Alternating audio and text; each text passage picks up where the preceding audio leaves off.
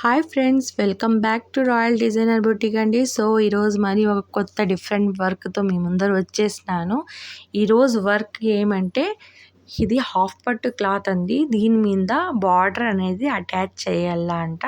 Customer అడిగినారండి, customer demand ఇది. వాళ్ళకి ఆ శారీలో బ్లౌజ్ వస్తుంది కదా, దాన్ని బార్డర్ అనేది హాఫ్ పట్టు క్లాత్ మీద నాకు కావాలని అడిగినారు వాళ్ళు. సో ఈ డిజైన్ని నేను కొంచెం మోడిఫై చేసి వేసినానండి. ఈ డిజైన్ ఎలా వచ్చిందంటే మధ్యలో మనకి చెక్స్ అనేవి వచ్చినాయి. కింద కానీ నేను ఇది లైన్ అనేది కట్ వర్క్ లైను నేనే అది మోడిఫై చేసుకున్నానండి సాఫ్ట్వేర్లో. సో చూడండి, ఈ వర్క్ అయితే ఒక హ్యాండ్ మొత్తం కంప్లీట్ అయిపోయిందండి. దీంట్లో ఏమేమి టిప్స్ ఉన్నాయో, ఎలా ఫాలో కావాలో అన్నీ నేను ఈరోజు మీకు చెప్తానండి. ఇలాంటి చిన్న చిన్న టిప్స్ ఫాలో అయితే మేము కంపల్సరీగా ఒక మంచి ఫినిషింగ్ డిజైన్ అయితే తీయగలము. కానీ కొంచెం మనము నిదానంగా చేసుకుంటే చాలండి. సో ఇది చూడండి, ఇది నేను బార్డర్ అయితే అంతా ప్లేస్ చేసేసినాను. దీనికి ఏం లేదండి, నేను ఫస్ట్ ఏం చేయాలంటే నేనైతే డైరెక్ట్గా బార్డర్ అనేది వేసేసినానండి. ఎందుకంటే నాకు కొంచెం ఎక్స్పీరియన్స్ ఉంది. ఆల్రెడీ నేను ఈ వర్క్ చేసినాను, ఇలాంటి వర్క్స్ చాలా చేసినాను.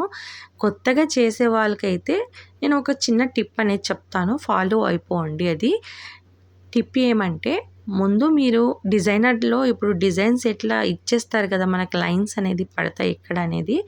సో మీరు డిజైన్ సెట్ చేసుకున్న తర్వాత ఫస్ట్ ఆ లైన్ అనేది మీరు డైరెక్ట్ క్లాత్ మీదే వేసుకోండి. వేసిన తర్వాత ఆ లైన్ మీద మీరు మళ్ళీ బార్డర్ అనేది లేదంటే ఏమైనా వేరే క్లాత్ ఏమైనా పెట్టేది ఉంటే పెట్టేసి రన్ చేసుకోండి. డిజైన్ రన్ చేసుకుంటే మనకు ఒక ఐడియా అనేది ఉంటుందండి.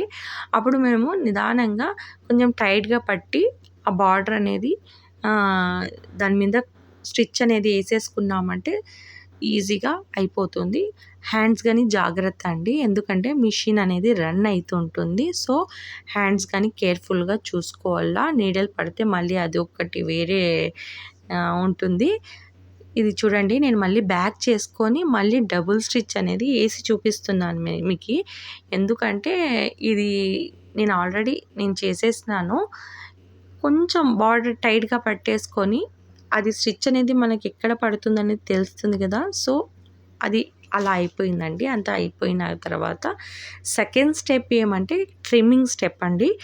ట్రిమ్మింగ్ కంపల్సరీగా చేసుకుంటున్నప్పుడు కానీ కొన్ని టిప్స్ అనేది కంపల్సరీగా మనకి ఫాలో అవ్వాలా. అది ఏవనేది చెప్తాను. నిదానంగా మేము ట్రిమ్ చేస్తున్నప్పుడు నిదానంగా చూసుకొని ట్రిమ్ చేయాలా, లేదంటే కొంచెం ఏమైనా పొరపాటైనా కానీ మనకి డిజైన్ అనేది బ్లౌజ్ అనేది చెడిపోయే ఛాన్సెస్ ఉంటాయి. సో నిదానంగా మనకి ఎక్కడెక్కడ కావాలో అక్కడక్కడ ట్రిమ్ చేసుకొని అంతా తీసేయాల బట్ట మనకి ఎంత యూస్ అవుతుందో. ఇంకో టిప్ ఏమంటే, మనకి స్టిచ్ అయిన దగ్గర ఒక 2-3 లైన్స్ క్లాత్ వదలండి. ఎందుకంటే ఇలాగ పోగులు వచ్చేస్తాయి. అవి వచ్చినాయంటే ఏమవుతుందంటే మనకి ఆ స్టిచ్ పడిన దగ్గర కానీ పోగులు వేసేస్తాయి. అప్పుడు ఆ ఫినిషింగ్ అనేది సరిగా రాదు. అందుకోసమే ఒక 2 లైన్స్ పెట్టేసినామంటే దాని మీద మళ్ళీ ఒక 1/4 ఇంచ్ లైన్ పడుతుంది కదా, అప్పుడు అది కవర్ అయిపోతుంది. లేదంటే మేము ట్రిమ్ చేసుకోవచ్చు. సో ఈ శారీకి ఈ బ్లౌజ్ అండి. శారీ చూసేసినారు కదా, ఇప్పుడు ఈ డిజైన్ అనేది కంప్లీట్ చేసేసినాను నేను. మీకు ఈ డిజైన్ ఎలా అనిపించిందో